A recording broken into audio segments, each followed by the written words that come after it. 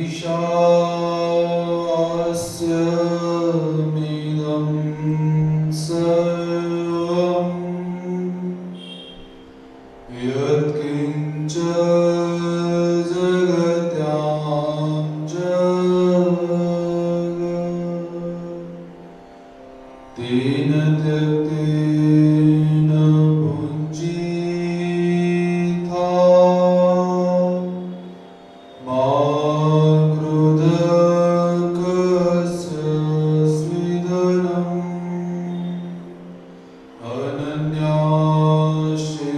अनन्याश्चिन्तयन्तो मां ये जना पर्युपासते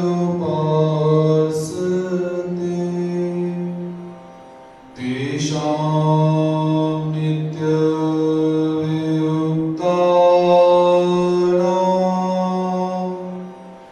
योगक्षेमं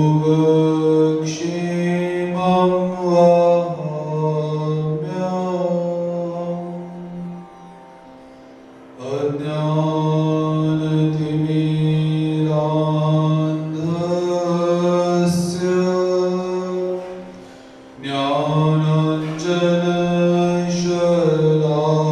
ज्ञानाञ्जनशलाकया चक्षुरुन्मीलितं येन तस्मै श्रीगुरुवे नमः। श्री गोपाल कृष्ण महाराज की जय। श्री दत्तात्रेय महाराज की जय। श्री चक्रपाणि महाराज की जय। श्री गोविंद प्रभु महाराज की जय। सर्वज्ञ श्री चक्रधर स्वामी।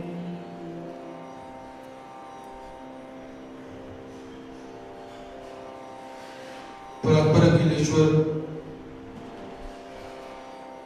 सच्चित एवं आनंद जिनका स्वरूप है और जिन्होंने जीवों के उद्धरण का व्यसन स्वीकार किया हुआ है एवं हमारे जो साधन दाता हैं ऐसे भगवान श्री चक्रधर स्वामी जी के चरणार बिंदों को स्पर्शित करते हैं, शतकोटि दंडवत प्रणाम करते हैं।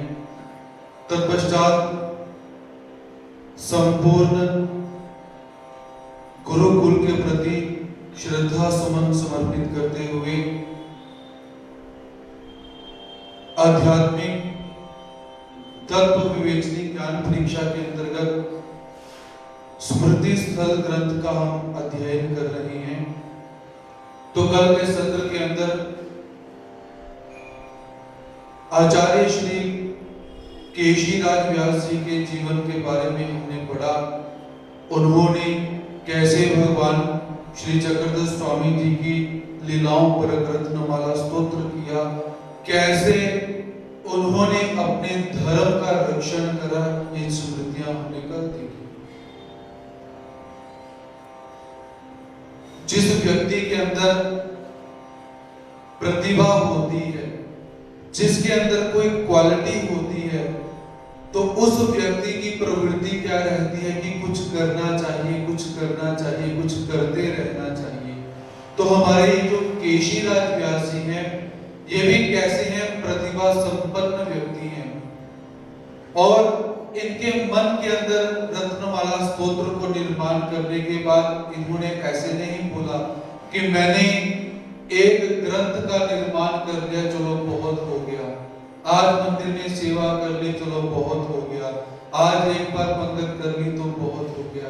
ऐसा नहीं, उनके मन के अंदर एक नई स्फूर्णा पैदा हो जाती है, नया भाव पैदा हो जाता है और उस भाव के विषय में अगली स्मृति यहाँ पर प्रस्तुत है। तथा उद्धरण स्तोत्र बंद निष्करणे, तथा उसी प्रकार जब रत्नमाला स्तोत्र का निर्माण हो चुका हुआ है तो केशीराज व्यास जी ने संस्कृत के अंदर उद्धरण को बांधने की प्रार्थना करना, लेकिन आचार्य श्री नागदेव जी ने उन्हें मना कर दिया। रत्नमालाची पोथी वाचुनी केशोबासी भटोबासाते पुसिले। तो रत्नमाला स्तोत्र की जो पोथी तैयार की थी, जो पुस्तक तैयार करी हुई है, उसे आचार्य श्री नागदेव जी को सुना दिया हुआ है, वो पक्की हो चुकी हुई है। तो उसे तैयार करने के बाद केशीराज व्यास जी आचार्य श्री नागदेव जी से पूछते हैं, हा भटो ऐसी जी उद्धरण बांधो, कि हे भटोबास, जैसे मैंने संस्कृत के अंदर परमात्मा की जो लीलाएं हैं उन्हें बांध दिया है, वैसे ही मैं उद्धरण प्रकरण को भी बांधना चाहता हूं, मराठी से ट्रांसलेशन करके संस्कृत में बांधना चाहता हूं। तव भटोबासी मणि तले नको का केशव दया। तो आचार्य श्री नागदेव जी क्या कहते हैं कि हे केशीराज व्यास, ऐसा काम मत करो। क्यों ना करो? ये ने माजिया महातारिया नागवतिल। वो कहते हैं कि यदि तुम मराठी से संस्कृत के अंदर उसको बांध दोगे तो मेरे धर्म की जो महतारियां हैं, जो वृद्धा स्त्रियां हैं, जिन्हें संस्कृत नहीं आती है, तो वो शास्त्र से बहुत दूर चली जाएंगी, उन्हें समझ में बिल्कुल नहीं आएगा। इसलिए तुम क्या करो, उद्धरण प्रकरण जो मराठी के अंदर है उसे मराठी में ही रहने दो। मग केशोबास संस्कृत बंधु न करीति ची। तो केशीराज व्यास जी ने भी क्या करा, आचार्य श्री नागदेव जी की आज्ञा को माना, तो उन्होंने उद्धरण प्रकरण को संस्कृत में नहीं बांधा। लेकिन फिर वही बात, फिर प्रतिभा संपन्न व्यक्ति शांति से कैसे बैठे? एक काम के लिए मना किया, अब दूसरे काम को करने की आज्ञा मांगती है। तथा शास्त्र प्रकरणान्वयानुज्ञा। एक काम के लिए मना किया, लेकिन केशीराज व्यास जी क्या है, अब पुनः आचार्य श्री नागदेव जी को कहते हैं कि शास्त्र का मैं प्रकरणों का अन्वय लगाऊं। अन्वय किसे कहा जाता है? क्रम वाइज। जैसे सूत्र पाठ जिन्होंने पढ़ा हुआ है, तो सूत्र पाठ के अंदर 9 प्रकरण हमें पढ़ने के लिए प्राप्त होते हैं। तो ये 9 प्रकरण ऐसे स्थिति के अंदर नहीं थे, क्योंकि भगवान श्री चक्रधर स्वामी जी ने क्या किया कि प्रसंगों प्राप्त किसी भक्त को समझाने के लिए उपदेश किया हुआ है। कोई आचार का वचन कहीं पर है, कोई विचार का वचन कहीं पर है। तो केशीराज व्यास जी ने क्या किया, इन्हें चैप्टर वाइज लगाया। तो चैप्टर वाइज करना अर्थात अन्वय लगाना। मग मागोते केशोबासी पुसिले। उसके पश्चात पुनः आचार्य श्री केशीराज व्यास जी पूछते हैं, भटोदरी शास्त्र प्रकरणान्वयो लाभो। तो हे आचार्य श्री नागदेव जी, आप कहते हो संस्कृत में मत करो, हम मान लेते हैं, लेकिन शास्त्र को प्रकरण के अनुसार मैं उसकी स्थापना करूं, उसे जैसा चैप्टर वाइज होना चाहिए वैसा मैं काम करूं। ते भटोबासी मानिले। तो आचार्य श्री नागदेव जी ने कहा, ठीक है, आप ये काम कर सकते हो। मगमनी तले।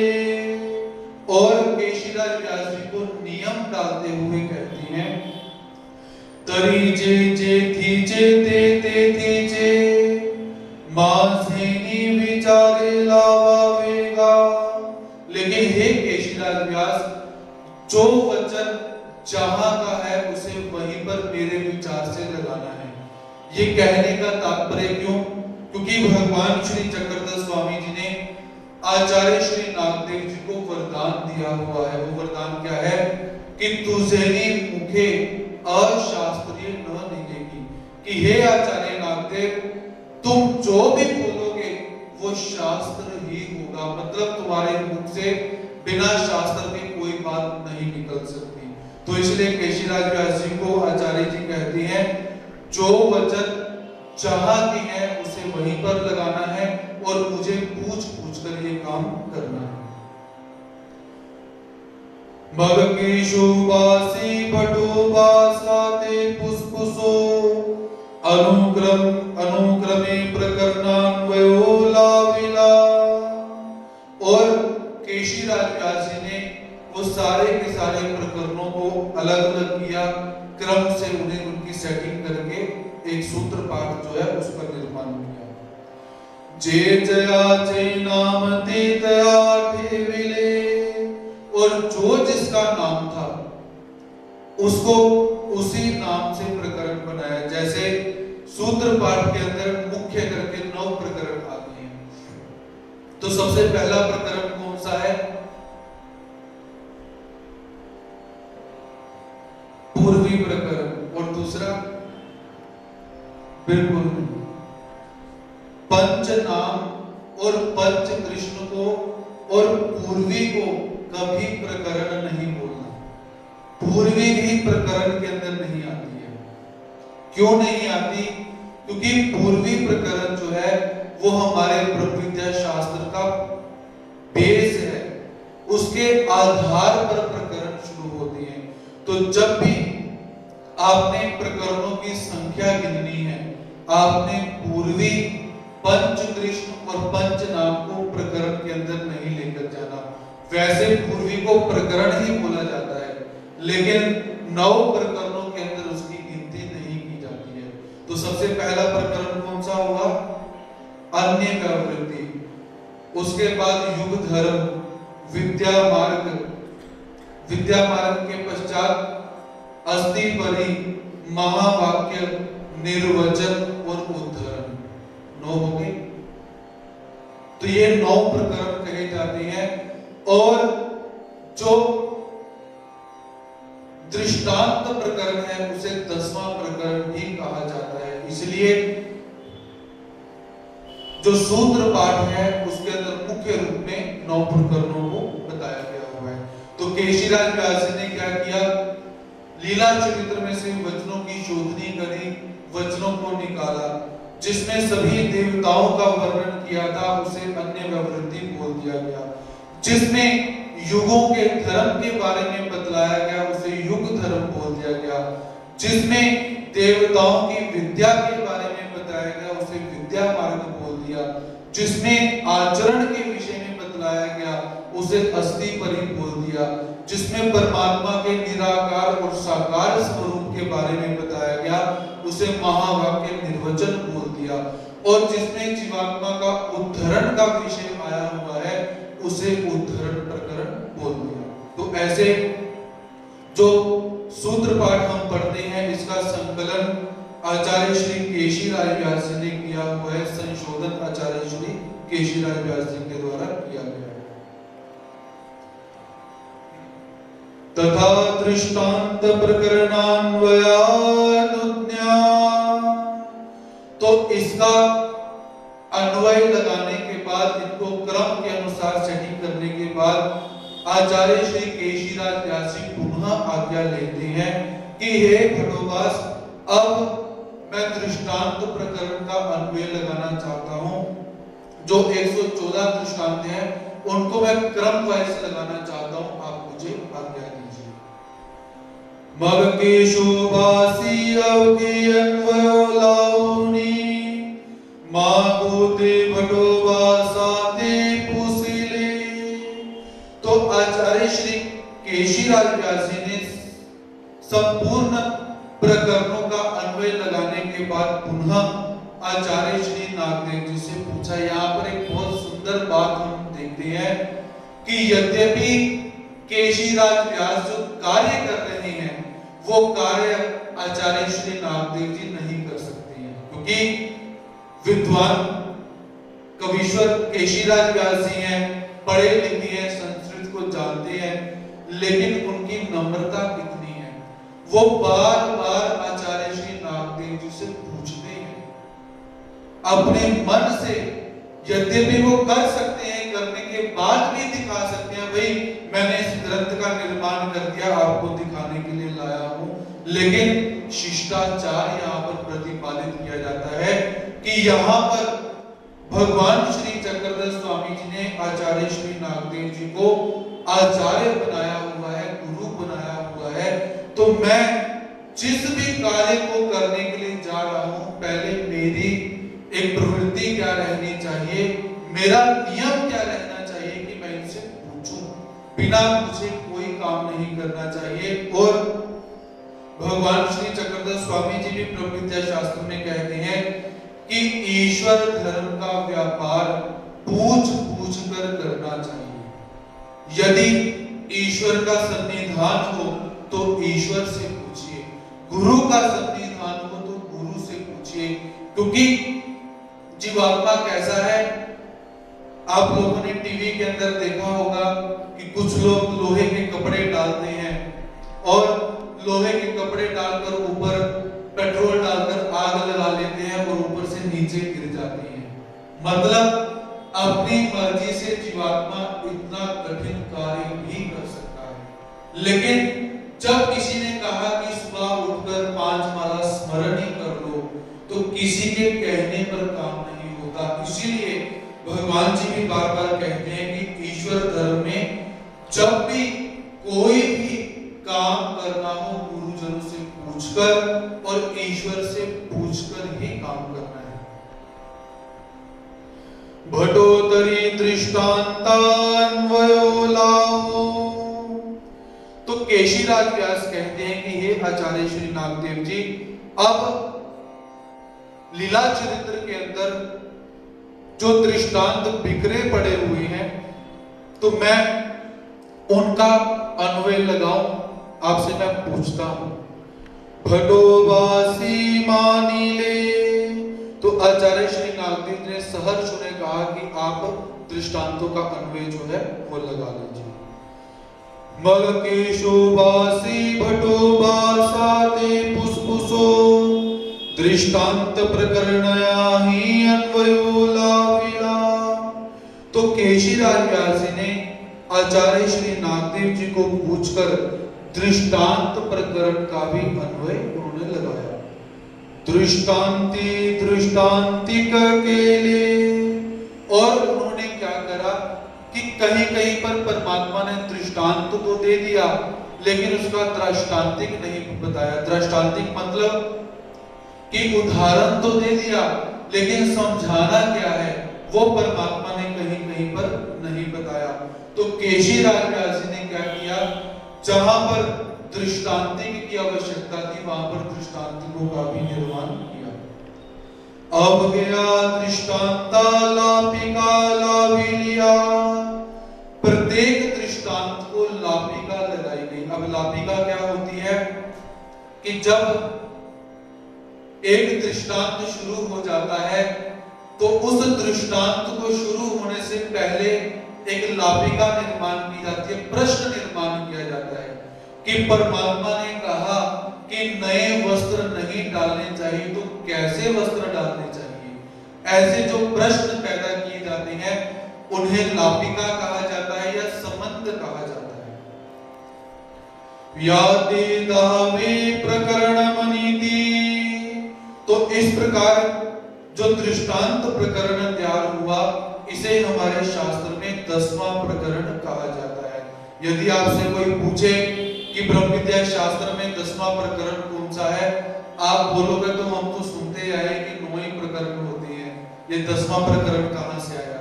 लेकिन दृष्टांतों को 10वां प्रकरण कहा जाता है और 12 प्रकरण भी है। आचार मालिका 1, विचार मालिका 1, ऐसे करके सूत्र पाठ के अंदर 12 प्रकरण है। 9 प्रकरण स्टार्टिंग के अंदर, आचार मालिका 1, 10वां प्रकरण, 11वां विचार मालिका बोल सकते हैं और 12वां दृष्टांत। तो यहाँ पर स्मृति स्थल के हिसाब से क्या है कि 10वां प्रकरण किसे कहा गया हुआ है, दृष्टांतों को। शोधु तैसे जी भटोबासाते पुष्पुसो तीशता आचारा अनीतिशता विचारा ही अन्वयो लाविला। आचार्य श्री नागदेव जी को पूछ कर आचार प्रकरण के 300 वचनों का भी अन्वय लगाया और विचार प्रकरण के भी 300 वचनों का अन्वय जो है वो लगाया। लापिका संबंधे, इन वचनों की लापिकाएं भी तैयार करी, इनका संबंध भी तैयार करा। जब आप कभी सूत्र पाठ पढ़ोगे या आप ब्रह्म विद्या शास्त्र के और अंदर जाओगे, जब आप जो स्थल पोथी है उसको पढ़ने के लिए जाओगे तो उसमें क्या आता है, पहले जो पाठांगन होते हैं वो वचन पढ़ते हैं। वचन पढ़ने के पश्चात जो वक्तव्य करने वाले, अध्ययन करवाने वाले गुरुजी हैं वो शंका लगाते हैं। शंका लगाकर फिर वचन बोला जाता है, फिर वचन बोलकर उसका परिहार दिया जाता है। महानुभाव संप्रदाय की ये परंपरा रही हुई है कि पहले खुद ही प्रश्न निर्माण करना, फिर परमात्मा के वचन को बोलना, फिर उस प्रश्न का उत्तर देना, ऐसे हमारे शास्त्रों में आया हुआ है। तथा शोधु अर्थात किसी एक महानुभाव के मत के अनुसार मगतीत राजूर कर लक्ष्मींदर बाए केशोबा सांचा वचन क्रम घेऊनी लक्षणे केली। तो किसी एक महानुभाव के मत के अनुसार आचार्य श्री केशीराज व्यास ने इतना जो मैटर है, इतना साहित्य जो है वो तैयार कर दिया हुआ है। उसके बाद राजोरकर लक्ष्मींदर भट्ट जी ने क्या किया कि केशव दास अर्थात केशीराज व्यास जी का वचन क्रम लेकर उसके ऊपर टीकाएं की, उसके ऊपर उन्होंने लक्षण किया। अर्थात एक परमात्मा का वचन है, उस वचन के ऊपर टीका करी, उसके ऊपर विचार विमर्श किया कि ये कैसे है, वो कैसे है, ऐसा कैसे हो सकता है, ऐसा हो सकता है, लेकिन इसको ऐसा ऐसा आक्षेप किया सकता है, ऐसी टीकाएं करी हुई है। आप जब ब्रह्म विद्या शास्त्र को आप पढ़ोगे, आपसे पहले भी मैंने निवेदन किया था कि जब मैं अपनी अल्प अवस्था के अंदर हूं, महानुभाव आश्रम शिक्षण संस्था बम्बोरी के अंदर जो जगरावा के बाबा जी हैं, परम पूज्य परमादरणीय प्रातः स्मरणीय श्रद्धेय आचार्य प्रवर श्री कृष्ण राय बाबा जी पात्रीकर, जिन्हें आप महात्मा श्री हंसराज जी के नाम से आप जानते हो, तो इन्होंने क्या किया, इन्होंने देखा कि बच्चा मंदिर आना शुरू हो गया, इन्होंने मुझे धक्का लगाकर आश्रम में भेज दिया। मेरी इच्छा नहीं पूछी गई कि तुम जाना चाहते हो कि नहीं जाना चाहते हो। उस समय मोबाइल भी नहीं हुआ करते थे, वो नोकिया का छोटा मोबाइल 1100 बटन वाला जिसमें सांप की गेम चलती है, तो उस समय वो मोबाइल चल रहे हैं और मेरी इच्छा उन्होंने बिल्कुल नहीं पूछी। उन्होंने सिर्फ ये देखा कि बच्चा मंदिर में आता है और उन्होंने मुझे ब्रह्म विद्या शास्त्र पढ़ाना शुरू कर दिया था। तो उन्होंने, हमारे गुरु भाई हैं परम पूज्य परम आदरणीय प्रातः स्मरणीय श्रद्धेय आचार्य प्रवर श्री सहदेव मुनि दादा जी, जो कि इस समय ब्रह्म विद्या के प्रकांड पंडित हैं, बहुत अच्छी तरह ब्रह्म विद्या शास्त्र का अध्ययन किया। उस समय जो सहदेव मुनि दादाजी हैं वो संजय नाम से विख्यात है, संन्यास नहीं हुआ और वो आश्रम जाना चाहते हैं, लेकिन उनके मम्मी पापा नहीं भेजते हैं। तो वो कुछ समय के लिए आश्रम में गए। जो हमारे हंसराय महात्मा जी हैं उन्होंने मुझे भी आश्रम में भेज दिया।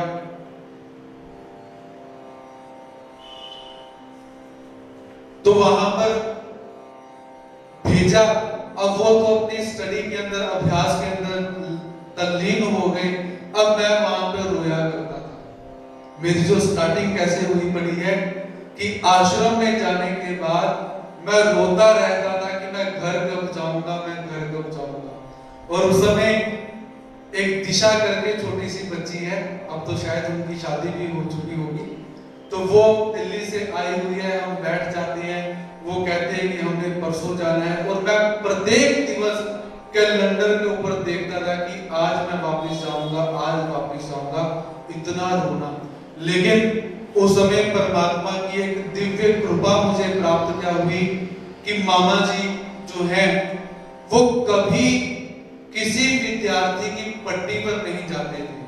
मामा जी का नियम है कि साल में एक बार वो सभी की पट्टियों में चक्कर मारते हैं, कौन कहां पे रहता है, हाल बने हुए हैं। लेकिन खाना खाने के बाद मामा जी वहां पर आते थे जहां पर मैं रहता था, और आकर एक ही बात बोलते थे कि संजय तूने जाना है, चले जा, किसे नहीं भेजना।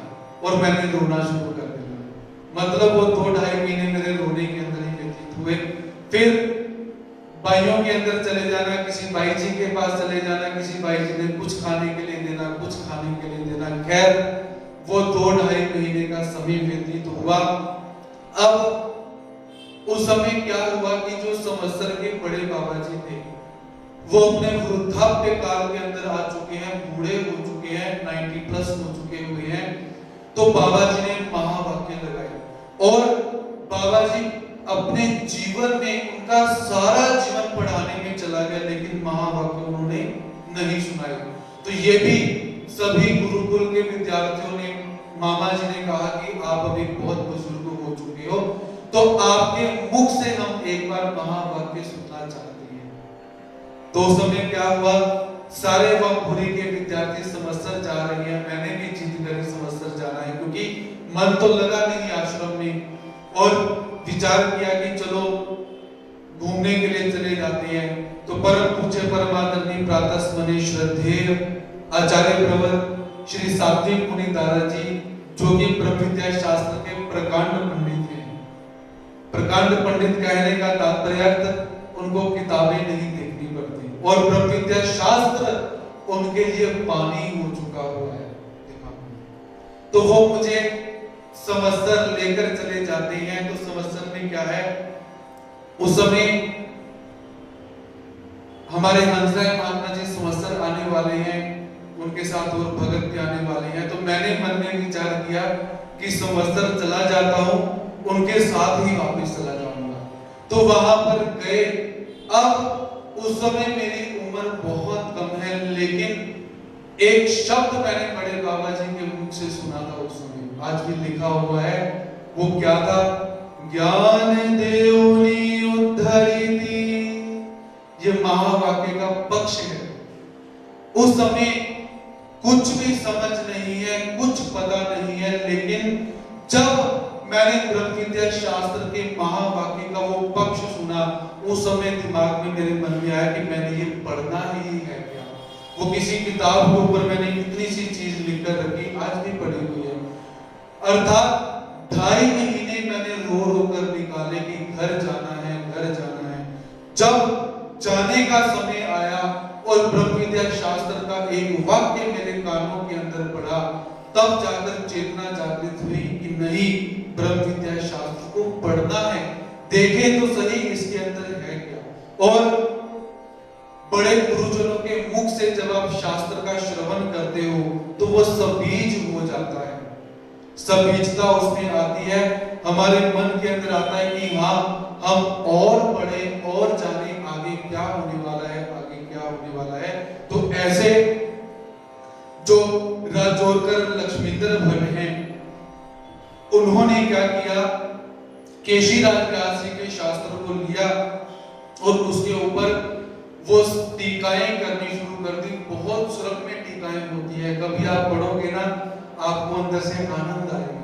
शिव डीली यक्षिणी चे स्वरूप, ऐसे बहुत बताएं तो क्या बताएं, हमें इसकी पाबंदी रहती है, क्योंकि ये चीजें हम नहीं चाहते कि सार्वजनिक हो जाएं, ये चीजें पब्लिकली हो जाए, हम नहीं चाहते। अगर पढ़ना हो तो खाजगी के अंदर बिना रिकॉर्डिंग के बीच में आपको पढ़ाया जा सकता है। तो ऐसे जो राजौरकर लक्ष्मींद्र भट्ट हैं, उन्होंने भी शास्त्र का विस्तार किया।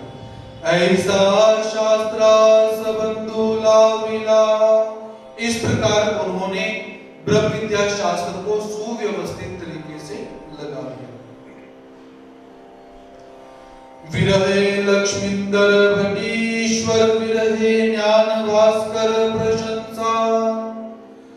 विरहे लक्ष्मींदर भट्ट जो हैं, इन्होंने ईश्वर के वियोग के अंदर ज्ञान भास्कर नामक ग्रंथ को सुनना और आचार्य श्री नागदेव जी ने प्रशंसा करना। ये स्मृति बहुत महत्व की स्मृति है, क्योंकि हम अक्सर अपने जीवन में सुलभताओं को ढूंढते हैं कि हमें एक कमरा मिलेगा, एसी लगा होगा, अच्छे अच्छे पेज हमारे पास होंगे, पार्कर का अच्छा सा पेन हमारे पास होगा, हमारा मन अच्छा होगा, गदगद होगा, तब हम भगवान जी के बारे में कुछ लिखेंगे।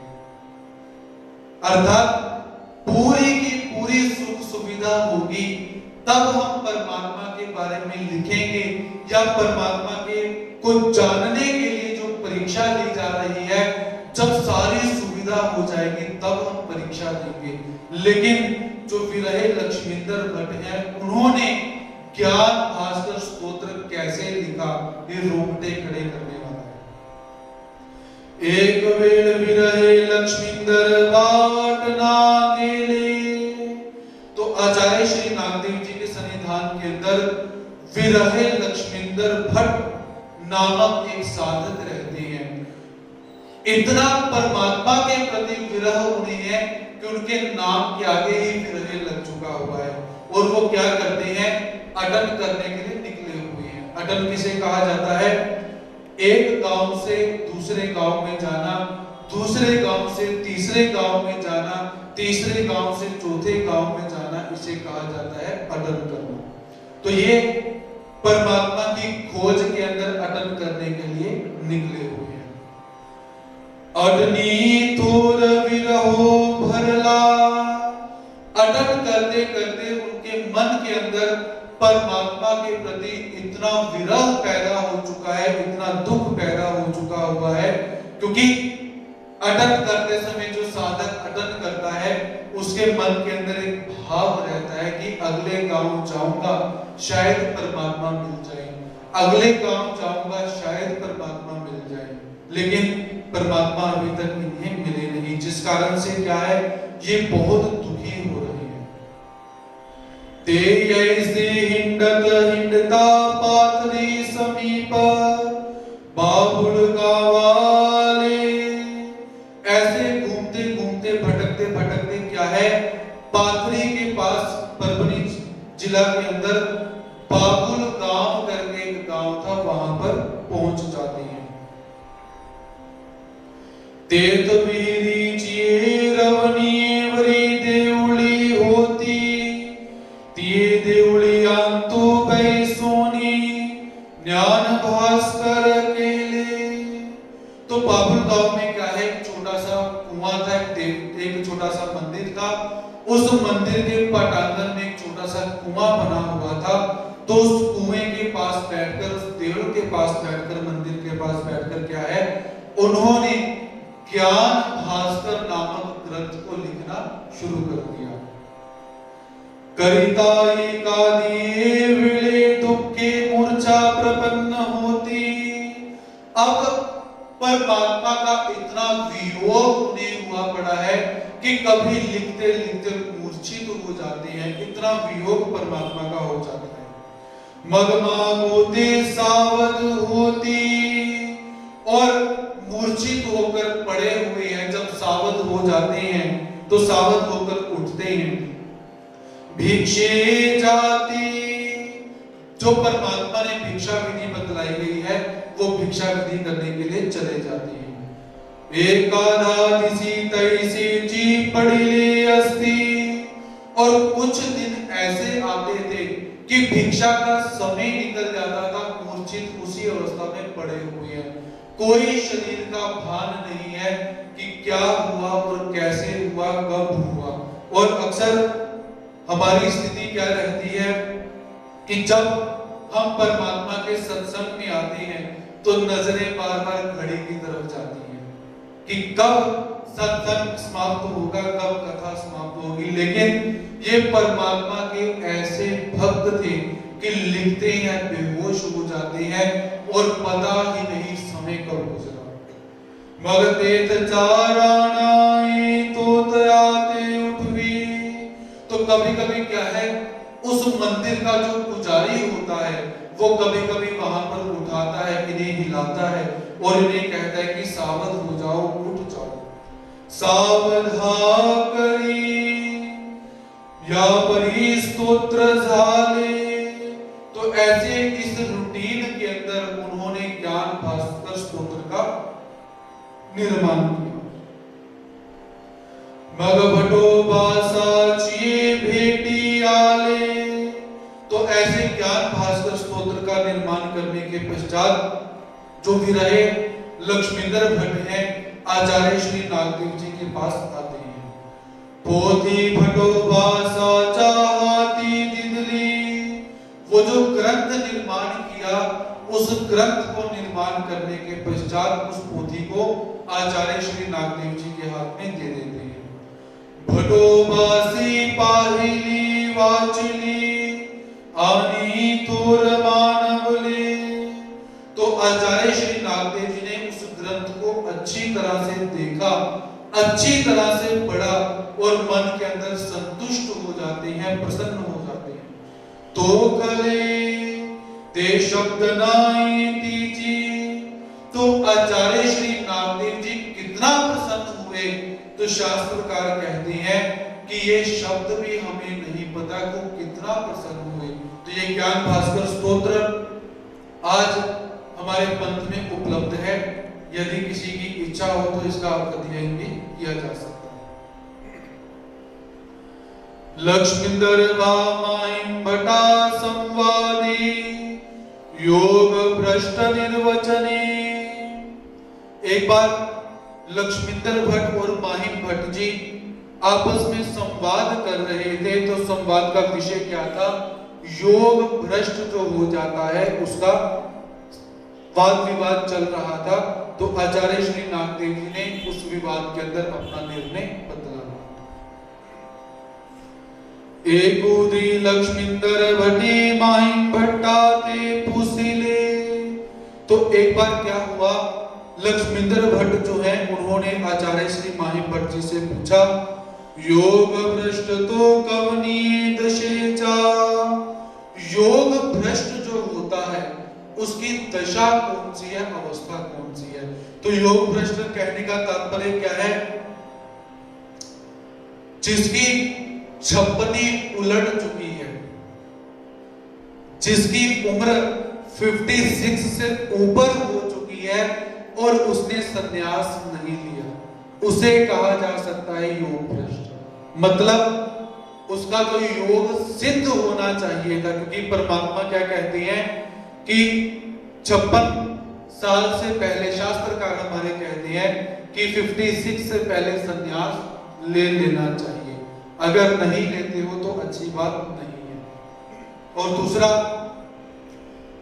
मृत्यु के समय भी अगर संन्यास लिया जाए तो वो भी मान्य होता है। लेकिन स्थिति क्या है, किस स्थिति के कारण आप संन्यास नहीं लेते हो, ये वहां पर मायने रखती है। तो लक्ष्मींदर भट्ट जो है वो माहिम भट्ट से पूछते हैं कि योग भ्रष्ट जो है उसकी दशा कौन सी है, उसकी अवस्था कौन सी है? माहिम भट्टी मणि तले। तो माहिम भट्ट जी उसका उत्तर क्या देते हैं, आम जिए तुम जिए दशेचा। तो योग भ्रष्ट की जो दशा है वो कौन सी है? जो उम्र हमारी और तुम्हारी है, 50 और 60 के दरमियान। तेरे कोनी भटोबासी मणि तले। तो आचार्य श्री नागदेव जी उनकी बातों को सुन रहे हैं। तो आचार्य श्री नागदेव जी उनको क्या कहते हैं, आगा तव माझी दशेचा नव्हे, बा तुमची दशेचा काय होईल। तो आचार्य श्री नागदेव जी कहते हैं कि भाई योग भ्रष्ट तो मेरी दशा का भी नहीं है, क्योंकि आचार्य श्री नागदेव जी इनसे बड़े हैं, तो तुम्हारी दशा का कैसे होगा? मतलब उन्होंने कहा कि जो 70-80 साल की उम्र है वो अवस्था योग भ्रष्ट की माननी चाहिए। मगते ही मणि तले तरी भटो तो कवनी दशेचा। तो उन्होंने पूछा कि आप पर्टिकुलर हमें कुछ एक सिद्धांत बताओ कि डेफिनेट इतनी अवस्था का बंदा योग भ्रष्ट का है, कि हमें बता दो। भटोबासी मणि तले। तो आचार्य श्री नागदेव जी क्या कहते हैं चिमुट लिया दुख वेती नातिये दशेचा। चिमुट करना अर्थात पंजाबी में जिसे कहते हैं चुंडी मारना, हिंदी में क्या कहते हैं?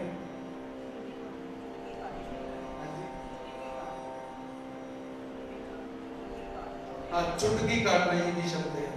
तो चिमुट कहा जाता है मराठी में, चुटकी बोल सकते हैं हिंदी में, और पंजाबी में चुंडी मारना। मतलब कि जब आप चमड़ी को ऐसा करते हो, क्योंकि जो वृद्ध हो जाते हैं, बूढ़े हो जाते हैं, उनकी चमड़ी की संवेदना कम हो जाती है, उन्हें यहाँ का ना दुख होता है ना सुख मिलता है।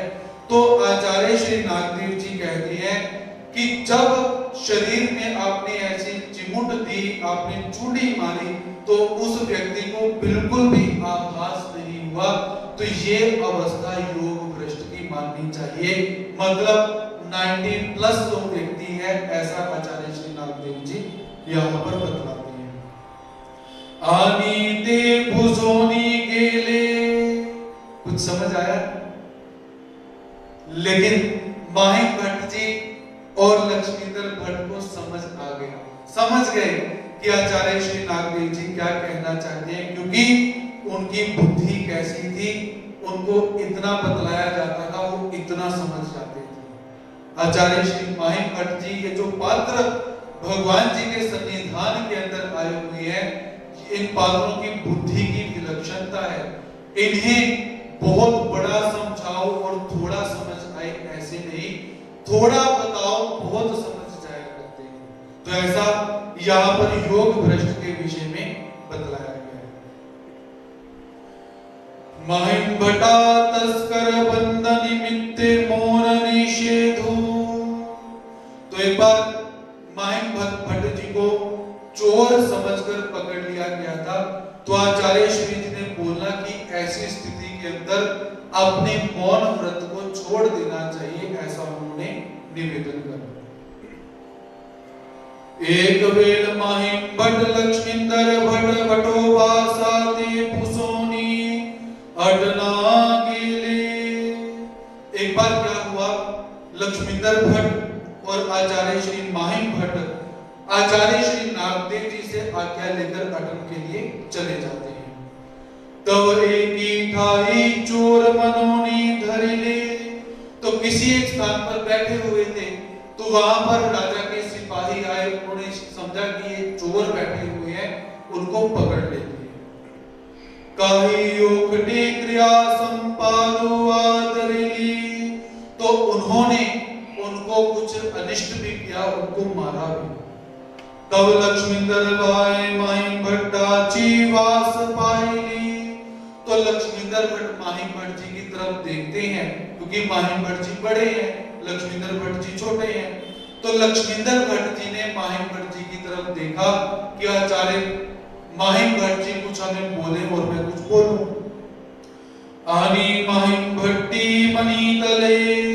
तो महिम भट्ट जी उनकी आंखों की दृष्टि को देखकर क्या कहती हैं, ज्वरो वा शस्त्रो वा, कि अरे लक्ष्मींदर भट्ट मरना तो है ही, या तो किसी रोग से मरेंगे या शस्त्र से मरेंगे, फिर घबराते क्यों?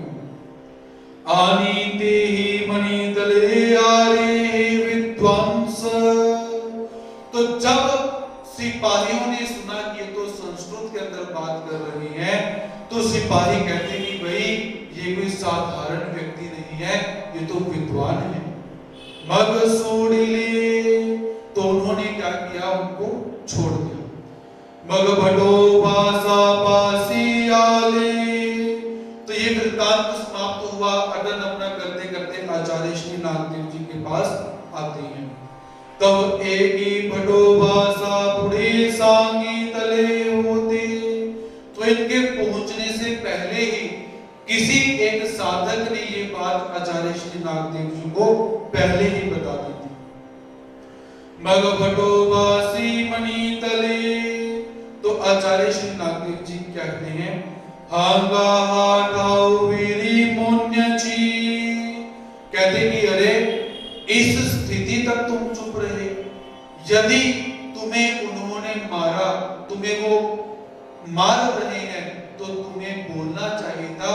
ऐसी स्थिति के अंदर मौन नहीं रहना चाहिए। शोधु, किसी एक महानुभाव की वासना के अनुसार, जो परिहारु देवाला तो द्यावा की, तो कहते हैं कि जो परिहार आप दे सकते हो तो वो परिहार अवश्य देना चाहिए। तात्पर्य, यदि आप विधि के ऊपर चल रहे हो तो आपको कोई जानबूझकर कष्टित करता जाए, आपको दुखी करता जाए, तो स्मृतिकार यहाँ पर क्या कहते हैं कि आप जैसे परिहार दे सकते हो आपको देना चाहिए। अधिक समय तक मौन रहना उचित नहीं है। कृष्ण भट्टा प्रश्ने श्रम निवृत्ति वाक्य निरूपण। कृष्ण भट्ट नामक जो साधन है, उन्होंने प्रश्न करना की श्रम निवृत्ति की जा सकती है, तो आचार्य श्री नागदेव जी ने उन्हें निरूपण करना। शोधु, एक वेल भटो मास शिष्या सहित इंद्र भट्टाचार्य गावा गेले। एक बार क्या हुआ, आचार्य श्री नागदेव जी अपने सभी शिष्यों के साथ इंद्र भट्ट के गांव जाते हैं। इंद्र भट्ट कहां के थे? सुरेगांव नामक स्थान के निवासी थे। अर्थात आचार्य श्री नागदेव जी सुरेगांव जाते हैं। इंद्रवटी अवज्ञा चे पाए धुतले, तो जब सारे के सारे सन्यासी घर में आ जाते हैं तो इंद्र भट्ट क्या करते हैं, सभी के सम्मानार्थ सभी के पांव धोते हैं। मग कालया कृष्ण भट्टाचे पाए धो गेले, तो सभी के पांव धोते धोते क्या हुआ कि सामने काले कृष्ण भट्ट नामक साधक आ जाते हैं। तो इंद्र भट्ट जो है वो काले कृष्ण भट्ट के पांव धोने के लिए उद्यत होते हैं। तब तेहि मणि तले तुम्ही कैसे पाए धोआ लेती। अब इंद्र भट्ट बड़े हैं और काले कृष्ण भट्ट छोटे हैं, तो काले कृष्ण भट्ट कहते हैं कि हे इंद्र भट्ट, तुम तो मेरे से ज्येष्ठ हो, श्रेष्ठ हो, तुम मेरे पांव कैसे धो सकते हो? तुम मेरे पांव नहीं धो सकते। तब इंद्र भट्टी मणि तले धोएति पुसा भटाते, तो इंद्र भट्ट जी ने क्या कहा कि मैं तुम्हारे पांव धो सकता हूं, तुम आचार्य श्री नागदेव जी से पूछ लो। मगते ही भटो वासाते पुसिले, तो काले कृष्ण भट्ट जी ने आचार्य श्री नागदेव जी से प्रश्न किया कि क्या इंद्र भट्ट जो है वो मेरे पांव धो सकते हैं? ये तो आचार्य श्री नागदेव जी कहते हैं कि इंद्र भट्ट यद्यपि तुमसे बड़े हैं फिर भी वो तुम्हारे पांव धो सकते हैं। कृष्ण भट्टी मणि तले कैसे थी, तो काले कृष्ण भट्ट ने पुनः प्रश्न किया कि किस प्रकार आप मुझे प्रमाण दीजिए कि बड़ा व्यक्ति छोटे व्यक्ति के पांव कैसे धो सकता है। भटोवासी मणि तले, तो आचार्य श्री नागदेव जी कहते हैं श्रवण निवृत्ति चेनी वचनी कि भगवान श्री चक्रधर स्वामी जी ने एक वचन निरूपण किया हुआ है कि श्रम निवृत्ति करनी चाहिए। मतलब कि जब भी आपके घर में कोई संत आ जाए, जब भी आपके घर में कोई वासनिक आ जाए, नाम धारक आ जाए, तो वो जिस प्रकार से थके हुए हैं उनकी श्रम निवृत्ति करनी चाहिए। श्रम निवृत्ति किसे कहा जाता है? यदि वो चलकर आए हुए हैं, उनके पांव दर्द हो रहे हैं, उनकी बाजुएं, उनके कंधे दुख रहे हैं, तो उनके कंधे दबाने चाहिए, उनके पांव दबाने चाहिए। श्रम निवृत्ति। यदि वो थक चुके हैं तो गर्म पानी से उनके पांव धोने चाहिए ताकि उनकी थकावट दूर हो सके। और यदि उनको कोई मानसिक तनाव है, वो कोई टेंशन में है, तो आपको अपनी बुद्धि चतुरता से, अपनी बातों से उनकी उस टेंशन को दूर करना चाहिए। इसे कहा जाता है श्रम निवृत्ति। और दूसरा, महानुभाव संप्रदाय की सबसे बड़ी विशेषता, यहाँ पर गुरु शिष्य गुरु का आदर सम्मान तो करते ही है, शिष्य गुरु का पूजन तो करते ही है, गुरु भी शिष्य का पूजन करते हैं। आप लोग आश्रम में जाओ, आश्रम में जब आप पविता पर्व के दिन जाओगे तो पविता पर्व के दिन आप क्या देखोगे कि पहले जो गुरु हैं वो अपने शिष्यों को पविता समर्पित करते हैं, उसके पश्चात शिष्य जो है वो अपने गुरुओं को पविता समर्पित करते हैं। ये महानुभाव संप्रदाय की बहुत उच्च कोटि की विलक्षणता है, क्योंकि यहाँ पर किसी व्यक्ति का सम्मान नहीं किया जाता, यहाँ पर ज्ञान का सम्मान किया जाता है। आप जब किसी संत को तिलक लगाते हो, आप किसी ग्रंथ को तिलक लगाते हो, क्यों लगाते हो? जब किसी गुरु जी को आप तिलक लगाते हो तो मन में क्या बोलते हो? कुछ भी नहीं बोलते, क्योंकि हमारा, शायद मुझे लगता है कि हमारा भाव ही नहीं है टिक्का लाना लाओ ते सैडते हो।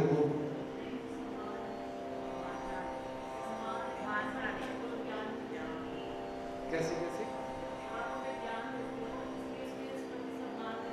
बिल्कुल सही बात है।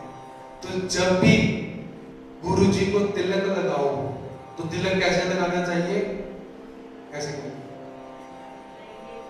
या ऐसे हाथ उल्टा करो।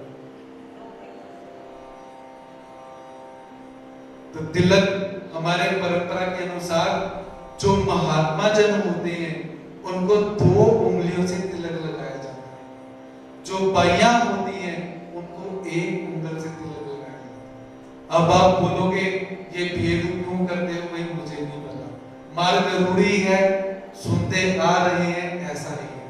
और जब भी तिलक लगाओ अपने मन के अंदर एक छोटा सा वाक्य आपने बोलना है, वो क्या है? ज्ञान पूज्य। आपने इस शरीर की पूजा नहीं करनी, इस शरीर की कोई वैल्यू नहीं, सागर मुनि शास्त्री की कोई वैल्यू नहीं।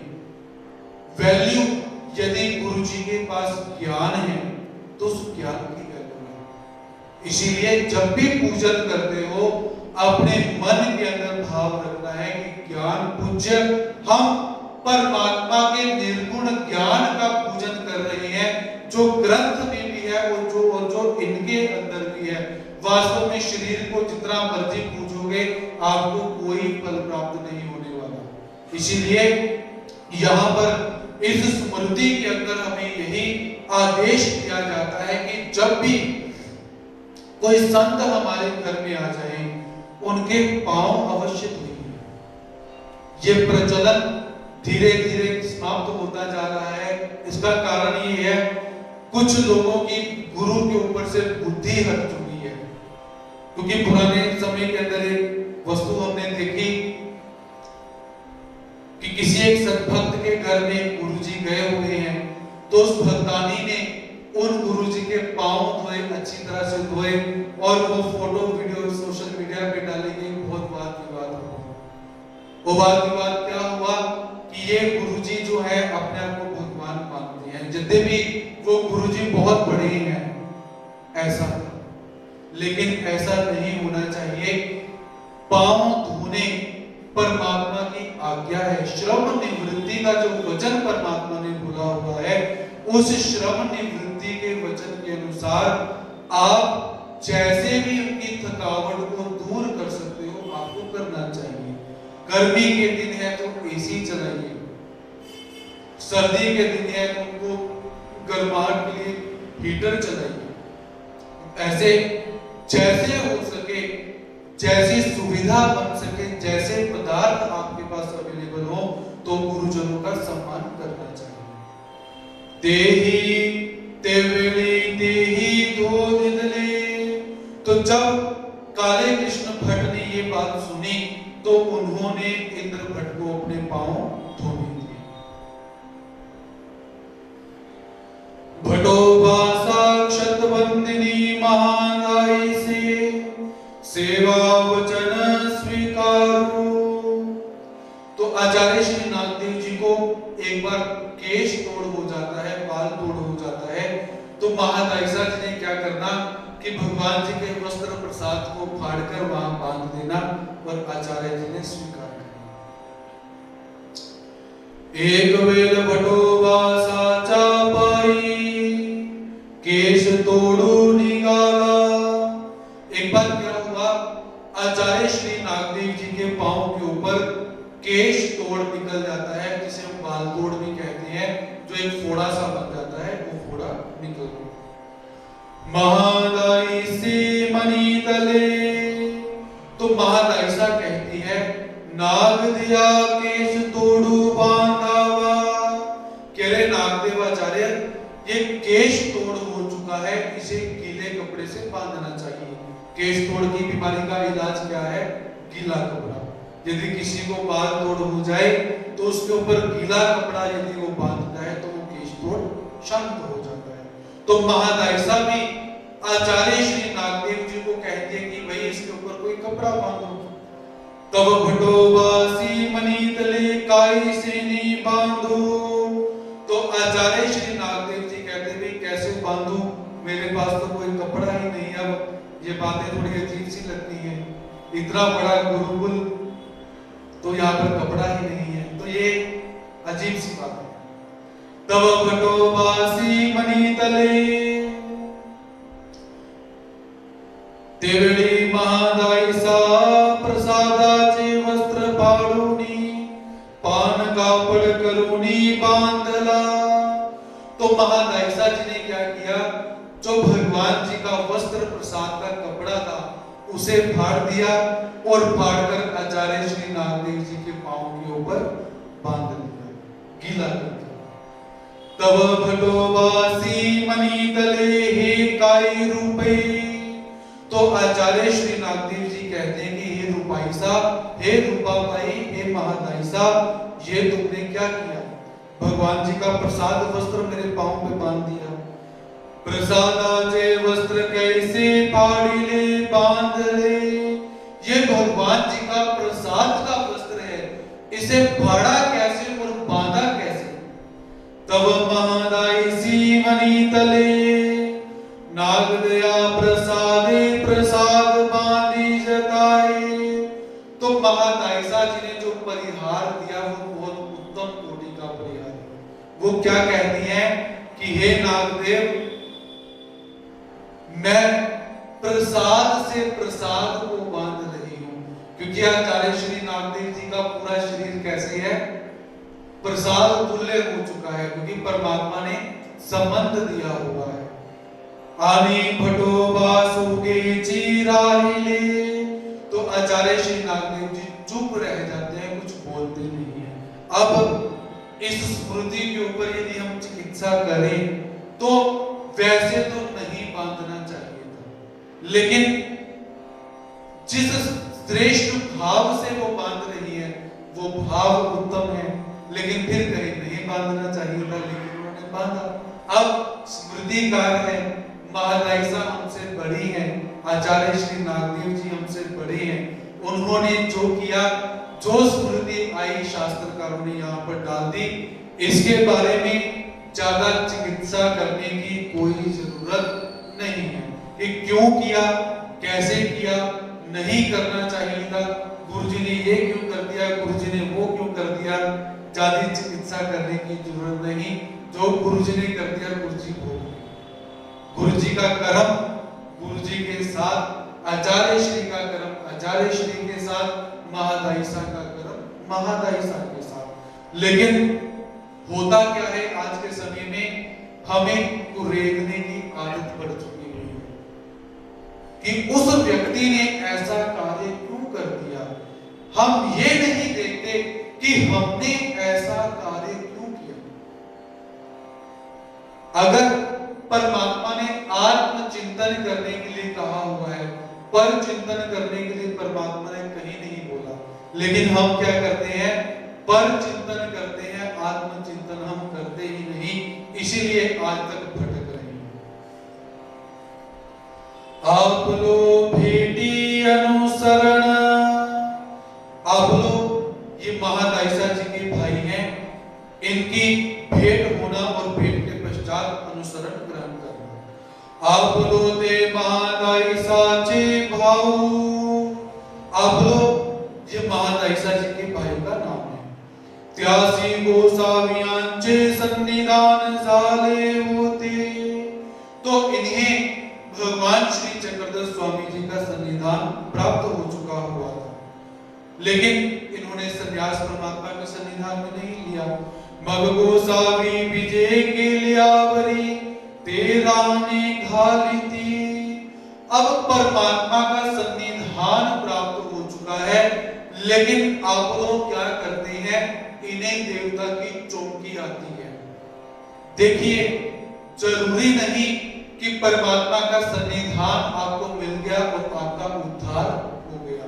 अब ये भक्त देखिए, परमात्मा का सन्निधान प्राप्त करने के बाद देवता की चौकी इसे आ रही है। देवार करी थी, छोटे छोटे देवताओं को बनाती हैं, देवताओं के मंदिर बनाती हैं। एक दी महादाई से अटन विशेष तयाते बड़ी तालावे आगेली।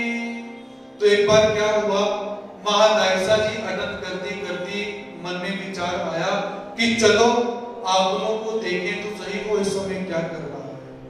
घरांतूरी गो बैसली तब सामोर देवते देखिली, आनी श्री चक्रधर मनोनी निगाली।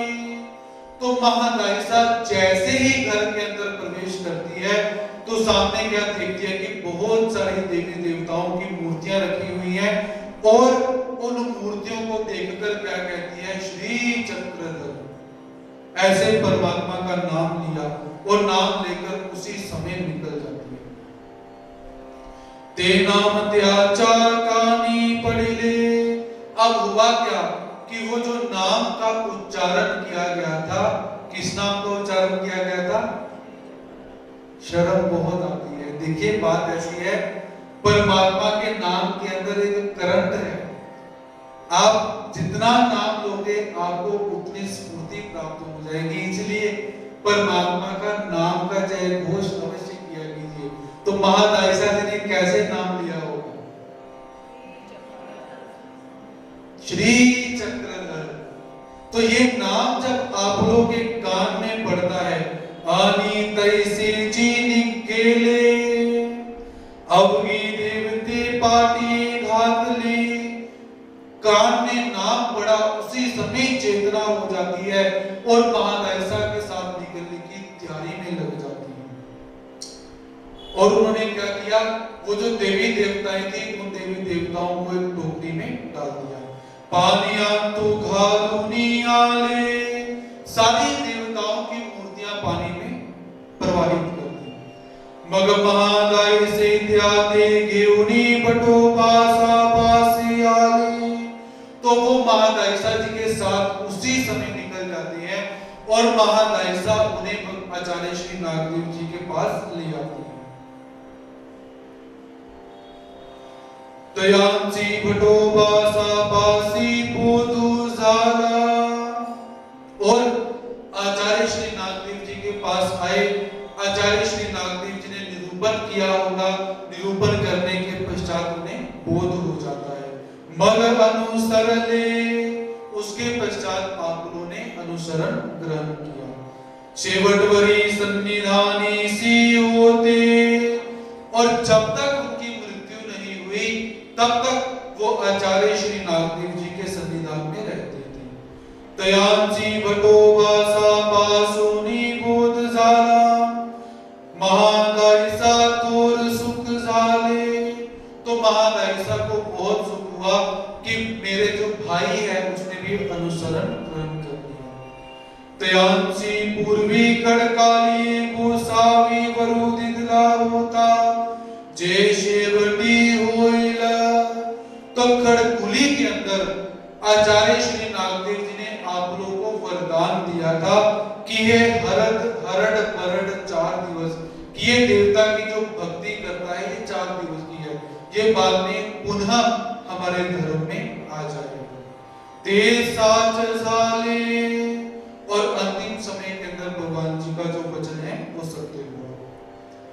हे उत्तरार्धी शोधुनीत घातली असे।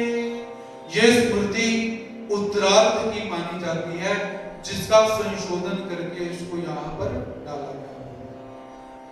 तो आज का सत्र हम यहीं पर समाप्त करते हैं। कल पुनः अपने समय पर हम सभी अपने अपने स्थान पर मंदिर में आने का प्रयास करेंगे, पधारेंगे। तब तक के लिए सभी भक्तों के प्रति प्रणति सादर करता हूँ, स्वीकार करेंगे। जय श्री कृष्ण।